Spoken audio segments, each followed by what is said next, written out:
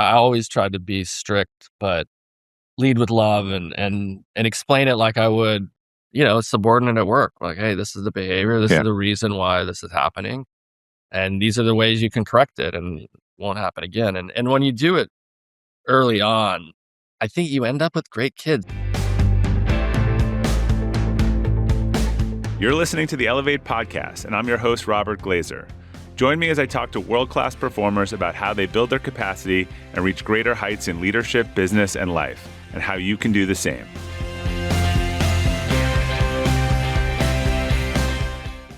Welcome to the Elevate Podcast. Our quote for today is from Frederick Douglass.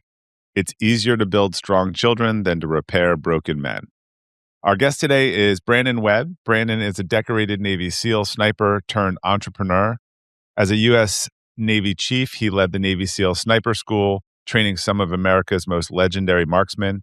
He's also multiple New York Times bestselling author, and most importantly, a proud father of 3. Brandon's latest book, Puddle Jumpers, Simple and Proven Ways to Raise Confident and Joyful Kids, publishes the day this episode airs, so today. Brandon, welcome. It's great to have you join us on the Elevate Podcast. Thanks, Robert. Glad to be here. I always joke sometimes sentences that haven't been said before. And as I'm reading, I'm I'm probably not going to have a lot of, sniper parenting experts on. So this put you in rarefied air. Yeah. I mean, when I was a part of the core cadre that was overhauling and modernizing the sniper program, we were heavily invested in. This meant learning about, elite performance coaching, performance psychology, mental management. And what I didn't realize is all that stuff that I was learning and teaching snipers would apply to being a parent as well, like visualization, pushing out negative self-talk, positive versus negative verbal cues, things like this. All that stuff applies to being a parent. But yeah, no, it's I never thought I would. Well, we'll get into the tactics. I'm always interested to start with kind of childhood in the early years, which seems fitting here. I usually have a thesis, and I'll say we talked about a couple of Navy SEALs I've had on and known that someone who ends up in the Navy SEALs to me either probably grew up in a household that lacked any structure or had a lot of structure.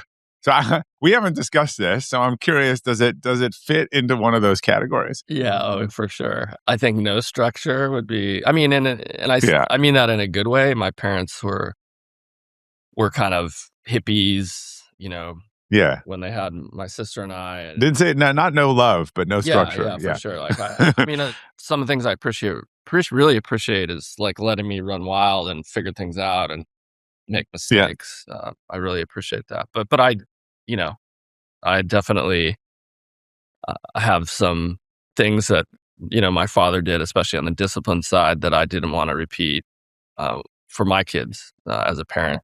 Yeah, our values are a combination of all the things we want to double down from our parents and all the things we want to do the direct opposite of, in my experience. So what did you know, when did you know or become interested in the SEALs? I'm always curious whether it was sort of a long-standing goal or you found your way into it kind of later. So I actually wanted to be a fighter pilot. Like that was since I was a kid, I've been obsessed with aviation. And Top Gun, favorite movie? Yeah, I mean, the first one, yeah. The second one, I take it or leave it. But oh, really? I find most of the purists actually were their expectations were exceeded in the second one. I'm a pilot today. I own a small plane and fly it regularly, and I fly with a bunch of ex-military guys. But I mean, as somebody that likes writing and storytelling. So you're too close to this to critique it. Yeah. Well, I mean, there was the plot with the second Top Gun. The plot was just weak. They don't want to. And I remember pitching. I'd sold a screenplay to Hollywood, and they're like, "Can we switch out Iran because the Middle East is just oversaturated?" And I'm like, because Iran is a protagonist. And I said, "Oh, let's do China." "Oh, no, we can't do China. They have too much money in Hollywood." Right. I was like, "Are you kidding me?" But don't you think it's eerie that they were basically bombing Fordow, in Iran, in the plot? No one wanted to say it. Not saying it. The only difference was from a distance or close up. I don't think I don't think the average person realizes that that's basically what that was. Yeah, no, I know. And the thing is, I think it would have been a better movie if they had just said it. Like, look, we're going into Iraq. Yeah. But back to your question, yeah, I always wanted to be a pilot, and I was, I was born in Canada. My dad lost his construction company in the savings and loan crisis in Canada in the late '70s, and him and my mom were like, "Screw it, we're going to chase our dream, buy a sailboat." So he moved the family on a sailboat. We sailed from Vancouver to California, and we lived on a boat for 5 years. So we they pulled us out of school, took us to Mexico for a year, and along the way, I get a job working on a scuba diving boat at 13, and it was an incredible job. Like this, I would just do anything. I was working for tips because they legally couldn't pay me, but I would filling scuba tanks, doing laundry, cleaning the bathrooms, and the captain taught me how to scuba dive. So I ended up having this amazing job from 13 until I was 16, when my father said, "Hey, we're going to take a huge sailing trip. We're going to sail to New Zealand." And at the time, I was actually making good money by then, working on the scuba boat. And it was a private boat. Like, we had a hot tub, private chef. It was really a cool job. And I didn't want to go on this trip, so I reluctantly went, and I made it to Tahiti. We sailed from Ventura, California, down to Baja, the mainland Mexico, all the way to Acapulco, which is and this is before like you have Starlink. we didn't even have, this is before GPS. Like, we're talking sat nav.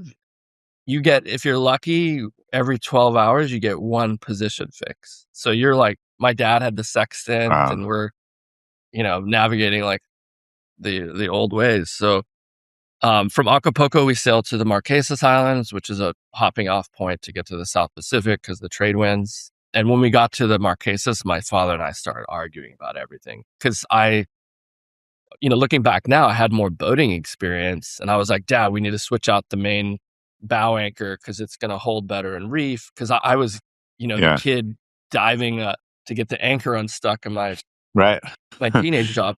He's like, "You know what you're talking about." And the first night we drug anchor, and being the humble 16-year-old I was like, I effing told you so. Yeah. And then when I got to Tahiti, we had another argument. I don't even remember what it was, but it almost got physical. And that's when, he said, "Look, I think maybe you should go back to California, get your, we can call your boss back." And I'd finished my junior year early. So I left home at 16 and then came back, worked on the boat, kind of finished high school by myself. And then someone gave me I kind of realized, okay, I don't have the academics to go into the Naval Academy or the ROTC program. I didn't know that system. Yeah. And someone gave me a book called Rogue Warrior, which is about Dick Marcinko, the founder of SEAL Team 6. And I read it and I was like, oh, wow. I started doing the research. I was like, I could do this. Like, I'm good in the water. I could dive, and this is a real challenge. You're like, I'll show my dad who knows more about the water. Yeah, exactly. I think that was part of it. It was like I wanted to prove to myself, and maybe deep down my father too, that I could do something not too many people could do. But that's what kind of that was a turning point for me, and why I decided to join the SEALs. But yeah, that was it. But then today I'm a pilot. And to bring it full circle, when I was an instructor, they sent me to go become a pilot. They call it no cost orders. So they give me all the time off I need with pay. And then I just went and got my instrument rating and all my, couple other ratings. And so you had a interesting experience. I mean, you were training young men right before you had your own kid, and obviously I would assume Navy SEALs are a little more obedient than teenagers at some point. But what were some of those lessons that you kind of learned, or the pattern recognition you learned as you tried to sort of train and teach? Teaching SEALs is very challenging because these guys they're going to call you out if you don't know your stuff down pat. They're going to eat you alive, right? Yeah. So that's a big thing. The advantage in the military and the SEALs, you have people who are highly motivated and kind of have to do what you tell them to do, or there's severe consequences. which isn't all the case really as a parent, especially as the kids get older and more independent. But the big thing that I would say the big takeaways for me teaching the sniper course, and eventually I got promoted and ran it as the head instructor, was we met a guy named Lanny Basham, who was a gold medalist and had kind of been a pioneer in mental management. And he said, look, he was auditing the course, like how we were teaching. He's like, you guys are pointing out all the mistakes that the students are making, and you're essentially programming them for failure. Because somebody that's new, it's like a blank canvas. If I'm teaching you how to shoot a 50 cal sniper rifle and your partner next to you is on the 50 cal and he's flinching, if I say, hey, stop flinching, all of a sudden you hear it and you're like, oh, am I flinching? You know, and it's just like this virus that spreads. So you start focusing on what you're doing wrong versus what you're doing right. Yeah, rather than as an instructor, just reinforce the principles of shooting, you know, that we have these personalized checklists. And I can just say, hey, slow down, take a breath, breathe at your exhale, make a nice smooth trigger pull. That puts a very different image in your head as don't flinch. You know? And so these things, visualization, like mental rehearsal. So let me think, the core is the visualization, the mental rehearsal, how we talk to our students is super important. Also to teach them how to deal with the negative self-talk. We all have that little voice that kind of creeps in our head, and how to push that out with mantras. So we put this system in place. And at first the guys are like, yeah, whatever. This is like lovey-dovey kind of stuff. But we're like, okay, this guy's You don't hear a lot of lovey-dovey Navy SEAL stuff, but that's fine. We're like, okay, well, this guy's a gold medalist. Let's give it a try. So we did it on the first course and we had everyone graduate. And this is typically one of the hardest courses in the SEAL curriculum, the sniper school. It's 3 months long, typically 30% fail. And we started passing it. This is after you're already a SEAL. Yeah, you're already a SEAL. You're super motivated. There's just so much failure built into the SEAL process. It's one of the few schools you could fail and not get kicked out of the SEAL teams. Okay. And because they knew it was extremely tough. But we put all these principles in place and the graduation rate went to the failure rate went to almost zero. And I was like, wow, this stuff really works. Another thing, people walk around with limiting kind of these internal limiting factors. Like they say, I'm not good with numbers. I'm a klutz, you know, these kind of things. And when inevitably, the students would always ask us, instructors, what's a good score? You know, we divided up the class into 4 students per one instructor, kind of a mentorship program. So it created accountability and an incentive, because if you and I are instructors, you don't want to show up Monday and having your students bomb the test, because me and the guys are going to give you a hard time, right? So, but I told the instructors that work for me, I said, hey, when they ask what a good score is, and the shooting tests are extremely hard and you need 80% to pass, which means you can only drop 4 shots. And in the past, we were like, oh, if you're shooting a 90, that's pretty good. But I said, look, tell them perfect. Tell them we want perfection, 100%.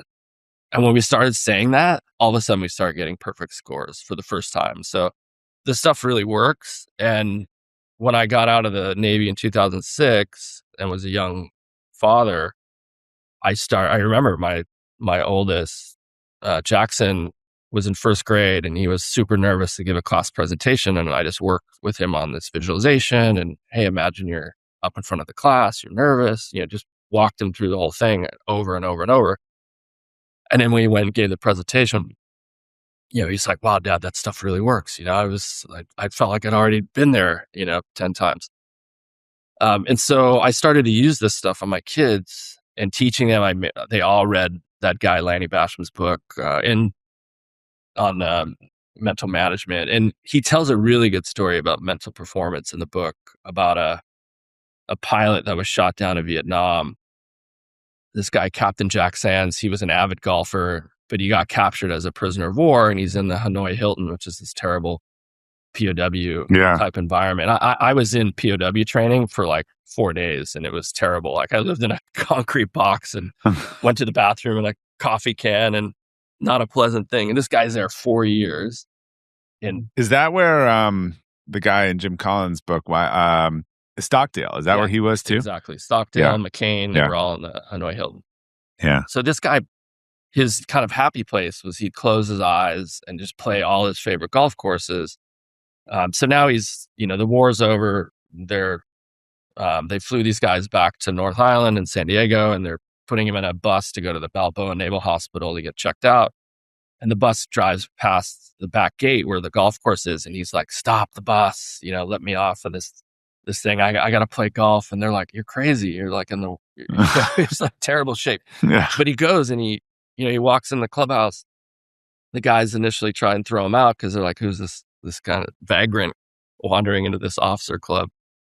But they find out who he is. They deck him out. They take him out, and I think he shoots a full 18 holes, and he shoots like par. And they're like freaked out. They're like, "How is this possible?" And he's like, "Man, he's like, I've been playing perfect golf in my head for 4 years. I haven't hit a bad shot."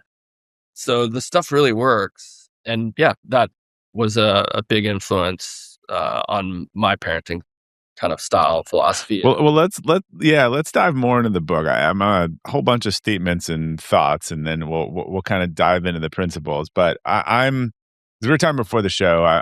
To me, I am not a fan of parenting these days. I think we've swung the pendulum way too far from sort of our rigid, non-emotional parenting to emotional, but no standards, as we'll talk about. And the results are objectively really poor. You can look at any data, and it's not more just reporting like kids are not doing well. And to me, it's a core leadership issue, right? A lot of parents not seeing themselves as leaders, or ironically, they're leading in the workplace in ways that are very different than at home, and things that they know are best practices. So the book's titled Puddle Jumpers, love that title, but simple improvement ways to raise confident and joyful kids.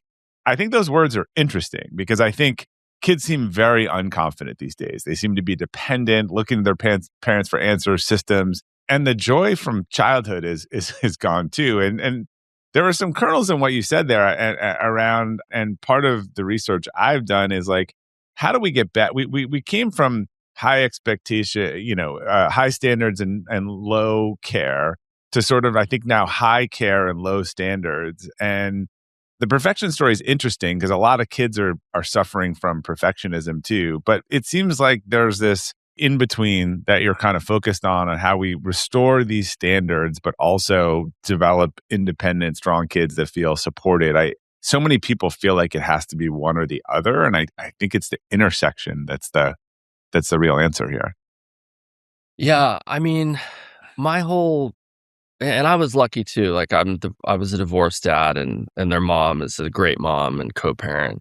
But my goal was always, okay, how do I raise them to be independent, good decision makers, and expose them to many different things so they find their thing, not my thing, right? And I think Yeah. that's Right. I see it so Right. much. If you've been on a sports field, it's these days in club sports, it's not really about the kids. It's about whatever parent that never made the soccer team, Oh yeah, I whatever. coached Little Yeah. League, and then the parents were the absolute worst. I remember I had a doctor and a woman doctor, and the father was in biotech investment banking, and they were the worst. They'd show up like halfway through the game, start screaming at me because their kid's not in the infield, and I'm like, "Well, if you're here for the first 3 innings, he was playing shortstop, But you have to rotate the kids." But yeah, the parents are the worst. So, and that's partly why. Yeah, everyone talks about kids these days. There's actually another officer I've seen speak, not from, but he's like, "Don't talk to me about kids these days. Like, it's the parents." He's like, "The kids didn't hold themselves unaccountable." He's like, "I had plenty of 18-year-old kids doing incredible stuff." So I'm on the blame the parents. Yeah, no, I mean, this Yeah, is exactly why I wrote this book. I had never in a million years set out to write a book on parenting. I just had kids very young, and as my kids were in their yeah, teen years, I was intentionally bringing them around my like professional friends, and they would meet my kids and be like, "Wow, like firm yeah. handshake, looks me in the eye, like has a Mm. conversation, asks interesting questions." And I started just getting inundated with like these YPO parents asking me for advice, And that became clear to me. Okay, maybe I do have something to offer in the parenting space. But yeah, like you said earlier, it's shocking that a parent who can be so successful professionally, obviously love and care about their kids, but just like Right. totally screwing up the job as a parent and creating like monsters or worse, these kids that get into, bad peer groups and drugs and worse.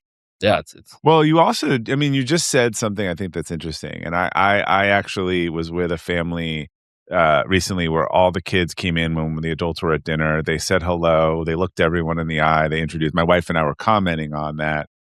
I think like character has just fallen down the list for people in this achievement culture that we're in, where it's just not a priority for them. And to me, that's like one of the most important things by far. yeah.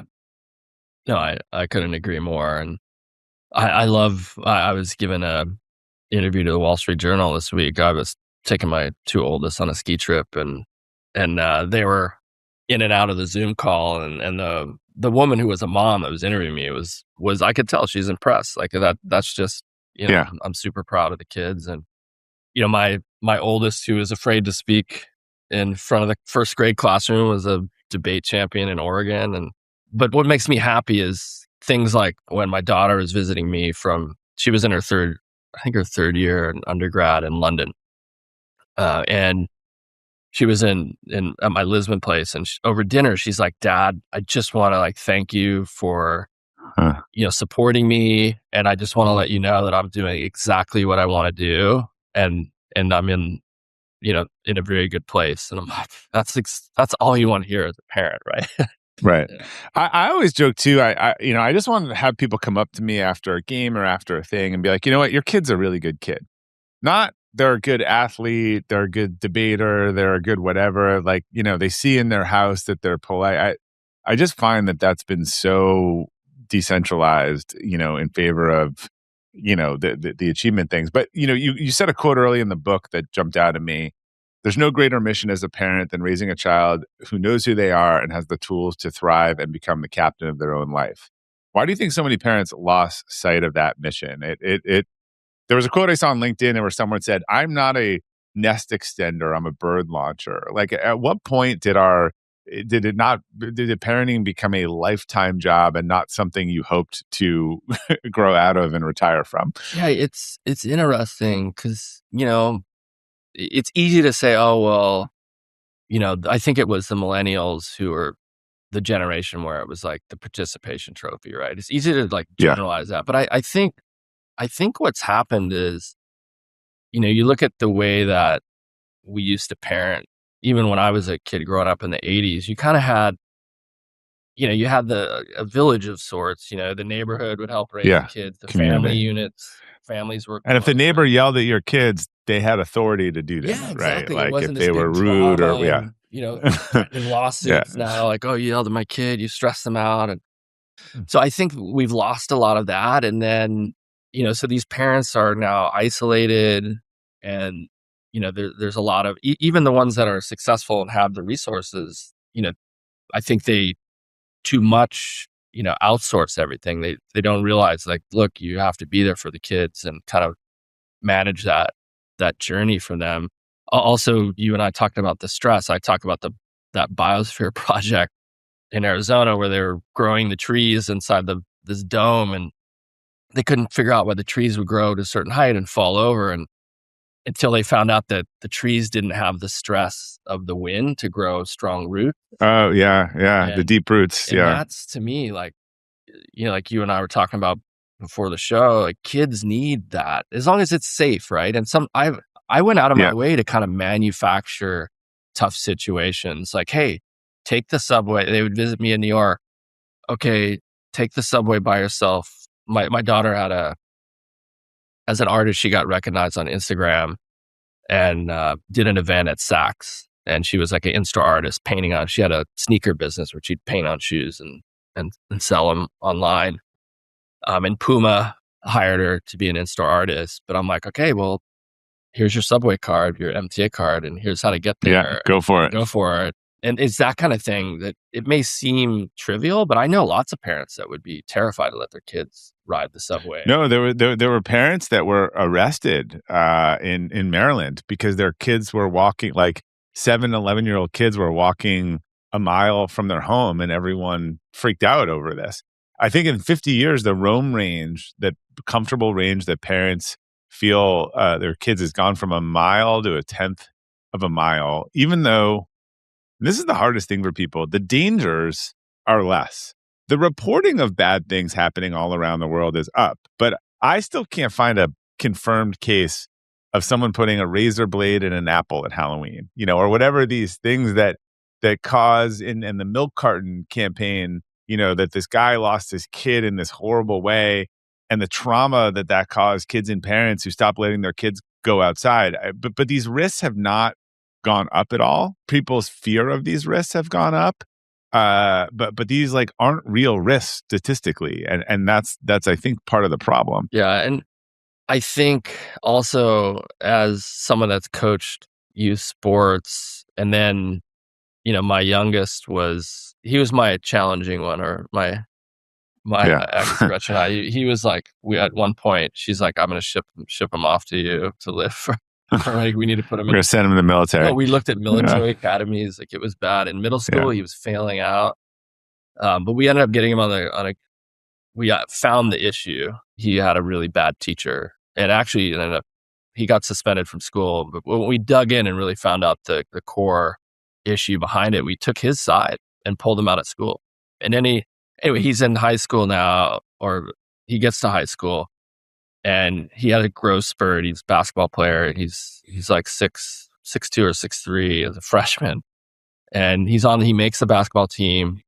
And then 2 weeks later, the coach kicks him off. And we get this email from the coach. And it was like, look, he's the best freshman I have, but he doesn't listen. He causes distractions. Mm-hmm. And I think in this situation. And the coach emailed you. Interesting. So but that's an interesting telling thing, right? He's just preparing for the parent to come storming into his office, right, in this environment. Exactly. And, I mean, he's a freshman in high school. This is the talk that the kid should get, right? Yeah, and he's basically kind of just listing out his reasons. But to your point, I think I know so many parents that would just kind of over advocate for their kids. There's a time to advocate, right, but there's a time to go, wait a minute, let's take this seriously. This kid's got a problem, and use it as a learning. These sounded like you problems. The other problems sounded like teacher problems, right? Yeah. And so, I remember I flew out to Oregon and sat him down, and I had this whole conversation about the talented jerk. And I had this guy, and it was my swim. Brilliant jerk. Love that. Yeah. Nobody wants to work with talented jerks. You see it all the time. They're genius, engineers, artists, musicians. But if they're an egomaniac and a jerk, nobody wants to work with them. But so I had this whole conversation with him and used it as a teaching tool, and said, look, buddy, you gotta you gotta listen, you gotta take this feedback seriously. So a year later. So you told him the hard truth. You didn't sugarcoat it. Yeah. And we sided with the coach too. I said, look, I'm not going to the coach and getting you back on the team. That ship has sailed. And so that year he had to watch all of his buddies suit up for the game and walk the hallways. And when he made the team his sophomore year, we got another email from the coach. And I actually put these in the book. I published the emails. Oh, yeah. I love it. And he said, I don't know what you guys did, but he's a totally different player. He's all the things that I had to say about him have totally changed for the better.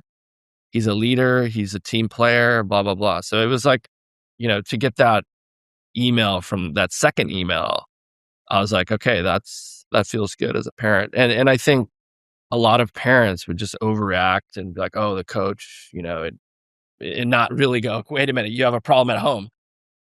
Yeah, this is why I wouldn't teach these days, because when you and I were growing up, right, you disrespected the teacher, or you had a problem, the triangle was the teacher and the parents against you. Now the teachers come right behind the student, and the parents come right behind the student, and the teachers are sort of left to fend for themselves, and it's just never the kid's fault. Yeah. In fact, in that example you gave before, the kid would be like, oh, Mr. Mr. Webb is just, he's mean. And what happened? Well, Mr. Webb wouldn't let me turn in the assignment after the deadline.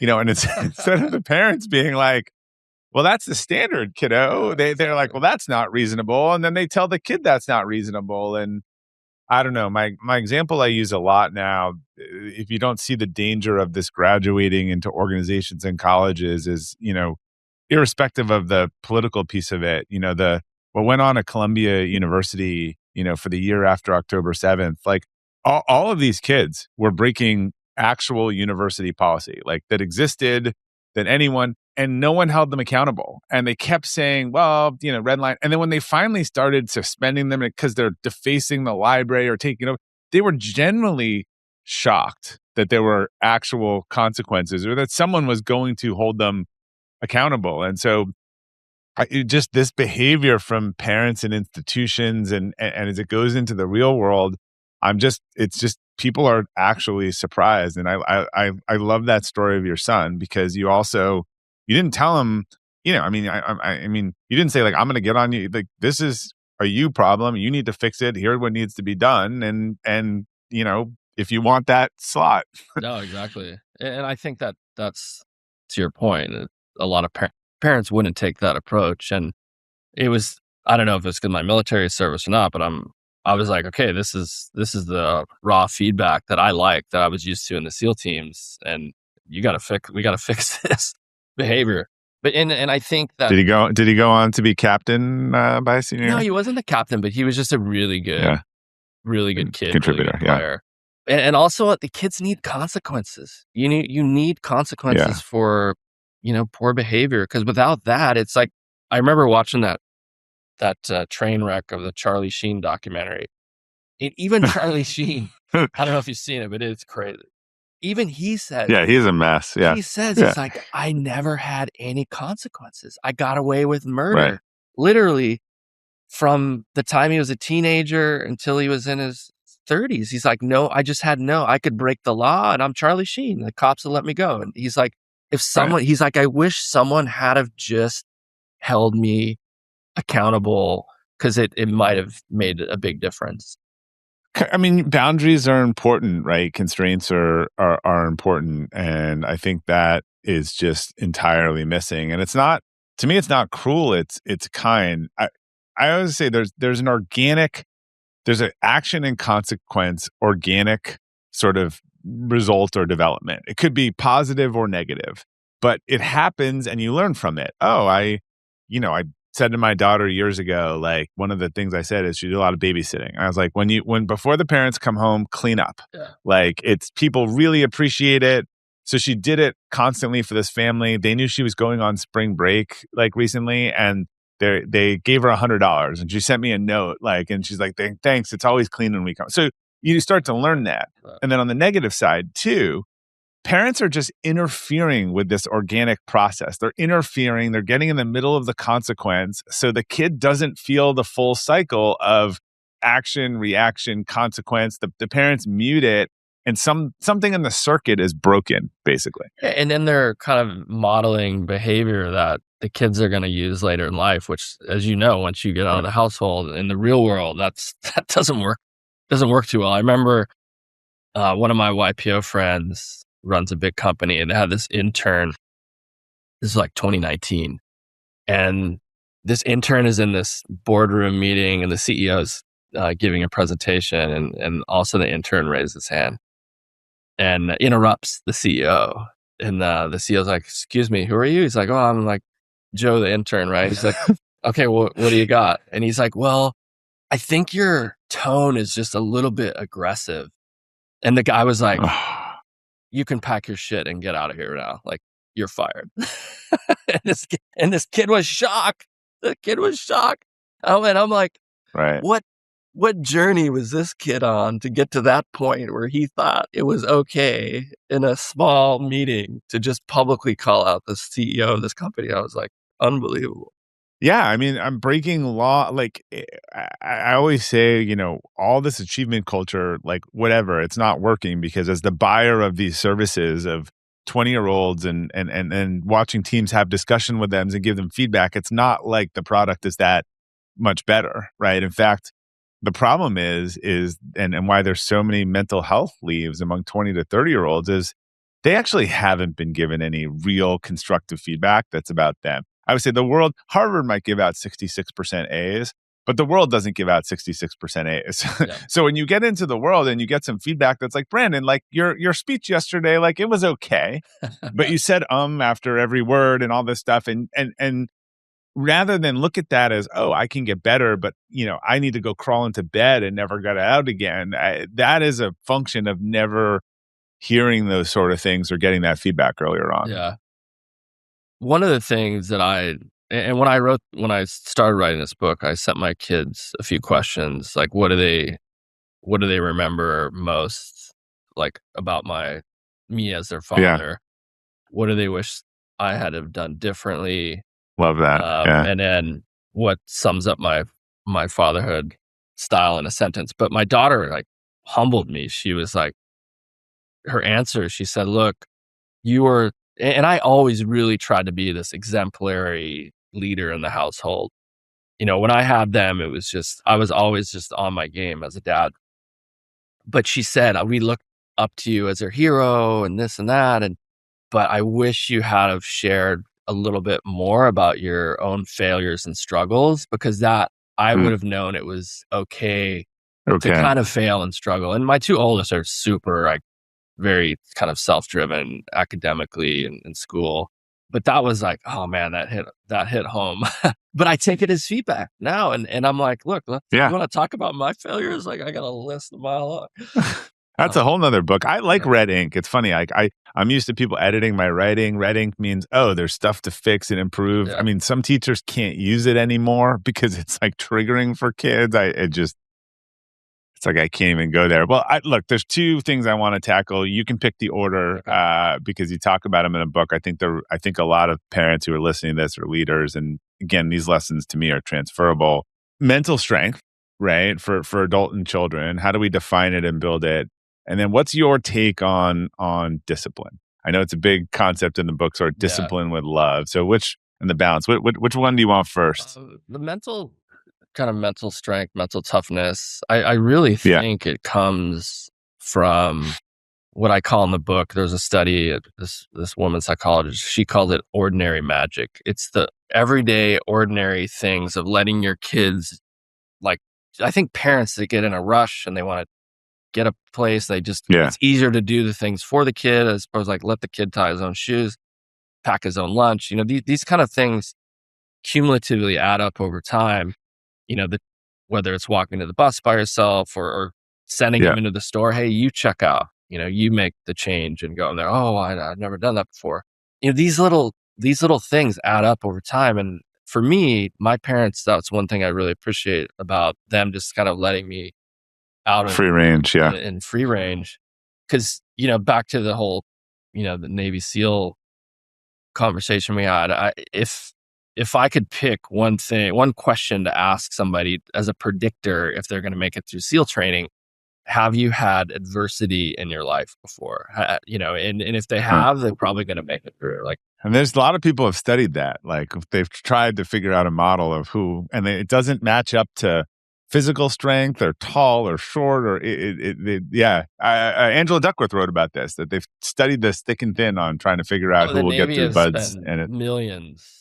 Bruce Allen studies, and I'm like, just ask them if they've been through, what their childhood was like, and have they been through any adversity? Because I remember a guy in my class. He was Naval Academy swimmer, I think Olympic alternate, and he was very gifted, and he kind of coasted through the first part of SEAL training, and then he got to the land navigation and the end of training phase, and he started to suffer. Like, he wasn't very good at it. His squad wasn't very good, and he started to get. He went from like very favorable reputation with the instructors; they were just on him, and he quit. He quit 3 weeks before graduation. I saw him a few years later. He was a P3 Orion pilot at North Island. But and I would guess he really had an easy childhood.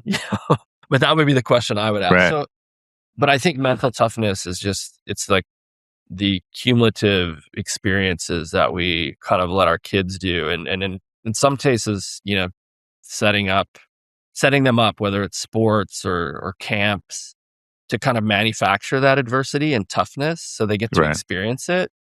And then you're gonna get, kids that aren't gonna get totally lose their if something silly happens, right? Doesn't go their Yeah. way. Well, I want to double click on something you said because in the moment, all of these things are easier to do ourselves. But that's just like terrible leadership, right, in the workplace. Rather than let some mistake, the accumulation of not having those moments of small mistakes, small frustration. Again, you forgot the cleats. Like, sorry, it's going to be embarrassing. Like, borrow some shoes or figure it out. I'm not driving into school. And I've been reminding you for 3 weeks. Now you'll figure out a note because it was embarrassing. Like, that embarrassment is not something to be saved from. As I said, I think that's the organic Yeah. response. But they're all small, but the accumulation of having it or not having it over 5 or 10 years makes a material difference. 100%. I remember another thing Madison said to me when I was writing the book. She told me the story. She said, I remember being 18 and breaking a plate at your house. And I looked over. She's like, I felt like a 5-year-old girl, super embarrassed. And she's like, you looked up from your chess games. I play online chess. And she's like, you just calmly just said to me that it's just a plate. Like, it's not important. We get another one. And she's like, what I realized in college, like, not everyone has that approach. Like, they lose it over these like trivial things like this. Right. And then you don't know what actually matters, right? I always say from a value standpoint, if you have a parent that yells about everything, the kid doesn't know how to separate between insignificant things and real violations of values. Yeah. And she said the same thing to me. She's like, I realize now that I'm out in college that not everyone has that experience as a, Right. and she's like, thank you for that. So that I think covers There's a lot of opportunity to these prompts. Yeah, these prompts I've heard, ChatGPT, people sending these notes to their kids and asking for this feedback as adults. And if you're willing to listen to it, it's telling. It might give you some blind spots in terms of your leadership too. Well, also I'm glad you brought that up because I think also parents generally don't ask great questions. Like, how is your day? You're going to get a bullshit answer. Yeah, fine. As opposed to like, what was the most interesting thing or crazy thing that happened this week? And then watch them kind of unravel.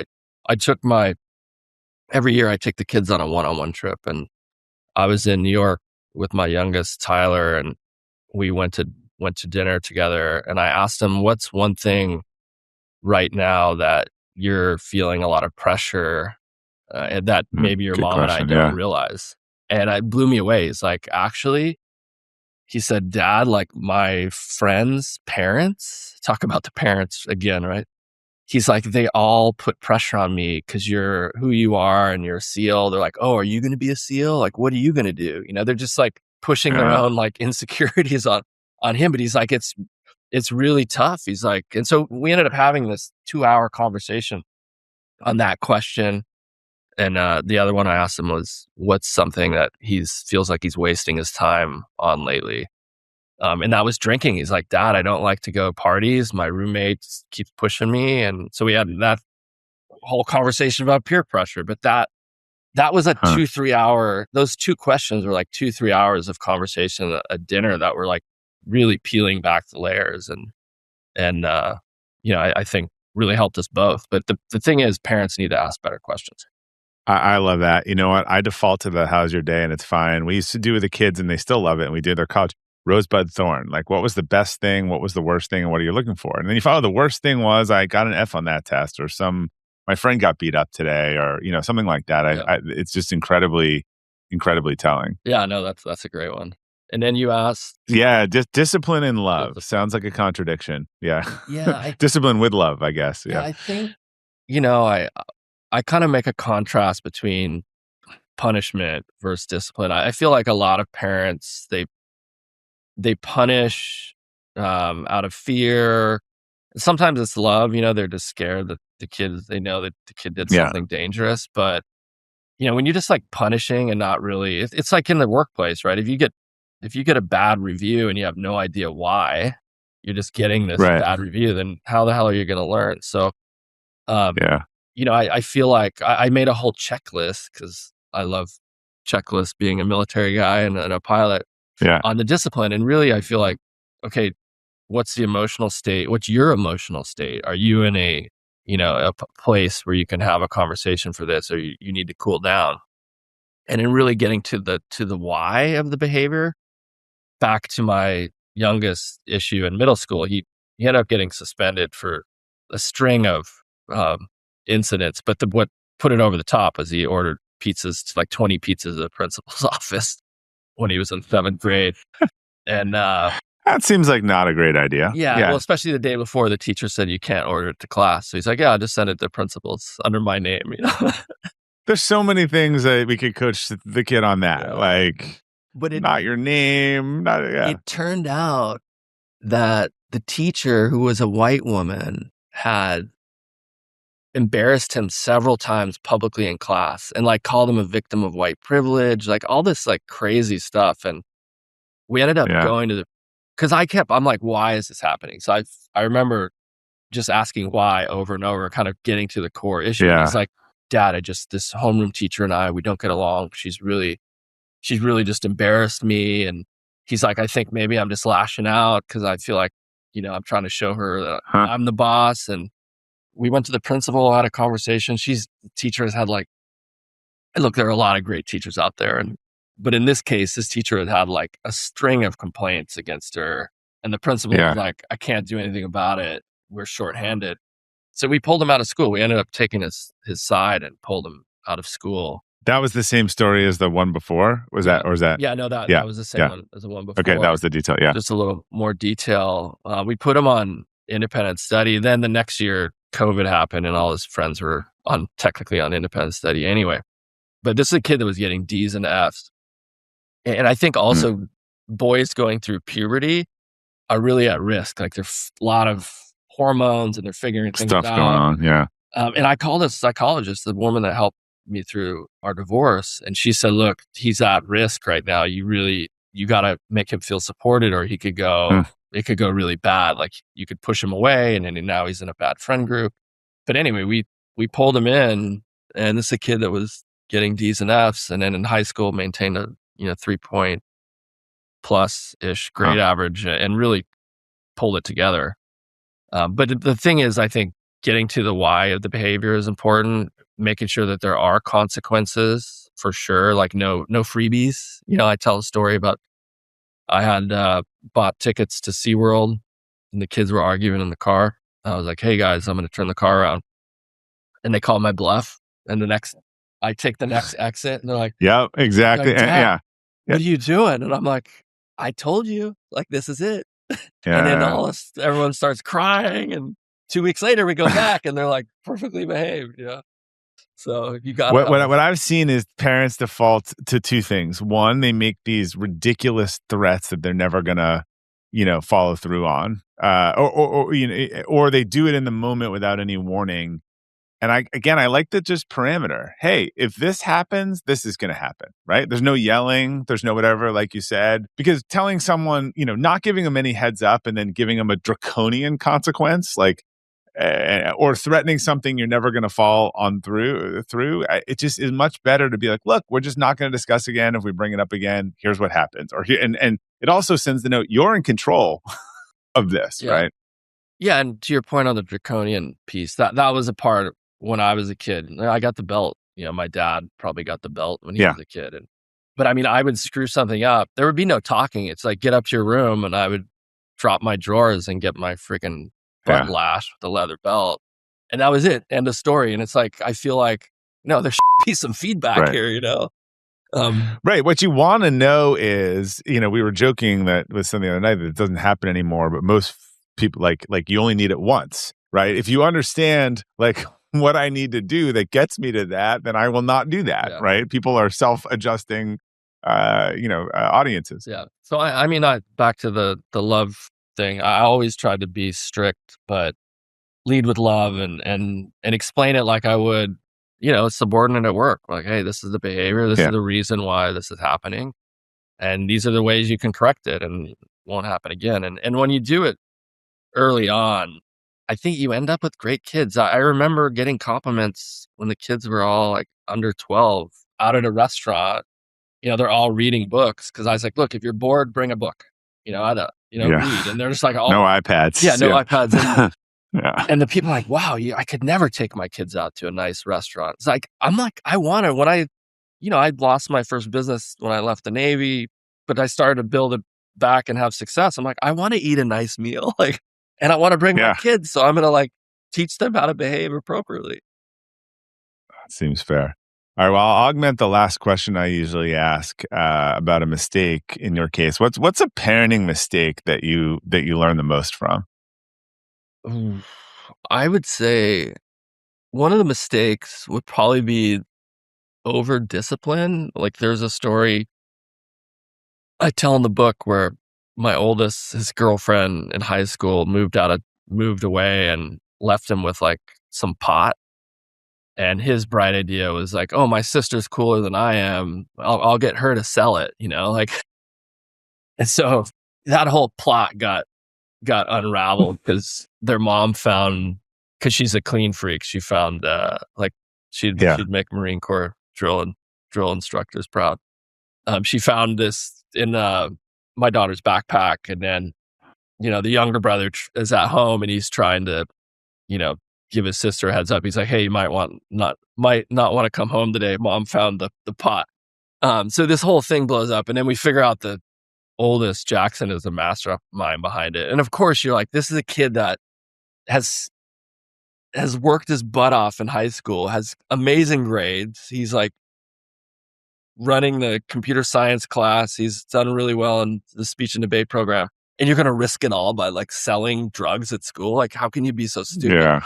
His junior prom was coming up and his mom wanted to take away prom. I didn't agree with it at the time. I thought it was too much, but I'm like, okay, we're a solid front. So I went along with it, but he ended up going anyway. He left his mom a letter and it was a really heartfelt letter. I actually also put that in the book, but that was a case where we just went too far. And I think, and when that happens, I feel like also as parents, you can say you're sorry. Saying sorry to your kids is not a sign of weakness. It's like, hey, No, I learned, and next time I'll give you fair warning. Right. And so we actually apologized to him. So look, we just took it a little bit too far. We had a family chat about it, and that was it. Now it's a story we laugh about. But the over disciplining, happened a few times. And like I said, as parents, it's good. You're showing them how to manage conflict, right? And when you screw up, it's okay to say, I'm not perfect. That's important. Yeah. All right, Brandon, we know people can find the book, Puddle Jumpers, I'm sure wherever books are sold. Where else can they learn about you and your work? I have everything on my author page, which is my Substack, and all my socials. That's at Brandon Tyler Webb with 2Bs.com. Awesome. Well, Brandon, thanks for joining us. I think the world needs your message on parenting, and I wish you a lot of success with the book launch this week. It takes a village. I've been there. 100%. I'm sure you're exhausted at this point. No, good conversation. Look forward to maybe carrying it on when your book comes out as well. Great. Well, you can learn more about Brandon and Puddle Jumpers on the episode page at robertglazer.com.